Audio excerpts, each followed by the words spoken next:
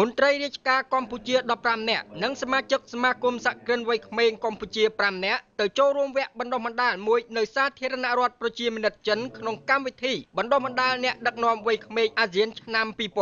2010នៅក្នុងពិធីសំណេះសំណាលជូនដំណើរដែលរៀបចំដោយសមាគមសហគ្រិនវ័យក្មេងកម្ពុជាឯកឧត្តមសាយសំអាល់សមាជិកសមាគមយុវជនកម្ពុជាបានបញ្ជាក់ថានេះជាវគ្គនិងជាឱកាសមួយដ៏មានសារៈសំខាន់សម្រាប់មន្ត្រីរាជការវ័យក្មេងកម្ពុជាយុវជនសហគ្រិនក្នុងការសិក្សាស្វែងយល់ក្រេបជញ្ជក់នៅចំណេះដឹងលើការអភិវឌ្ឍនិងភាពជាអ្នកដឹកនាំជាមួយគ្នានេះក៏ជាឱកាសផ្លាស់ប្ដូរនៅវប្បធម៌ពង្រឹងនៅចំណងមិត្តភាពទំនាក់ទំនងកិច្ចសហប្រតិបត្តិការរវាងយុវជននិងយុវជនក៏ដូចជាប្រទេសទាំងពីរកម្ពុជាចិនដើម្បីនាំមកនូវផលប្រយោជន៍លើវិស័យបណ្ដុះបណ្ដាលធនធានមនុស្សក៏ដូចជាវិស័យផ្សេងទៀតដល់ប្រជាជនប្រទេសទាំងពីរ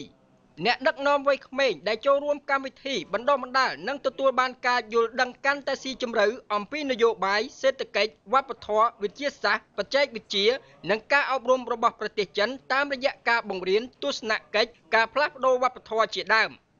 កម្មវិធីបណ្ដុះបណ្ដាលអ្នកដឹកនាំវ័យក្មេងអាស៊ានជាកម្មវិធីគន្លឹះដែលត្រូវបានបង្កើតឡើងដោយសហព័ន្ធយុវជនចិនក្នុងទិសដៅធ្វើឲ្យប្រសើរឡើងនៅចំណងមិត្តភាពប្រទេសអាស៊ាននិងចិននិងជំរុញមិត្តភាពនិងជំនឿទុកចិត្តទៅវិញទៅមករបស់យុវជន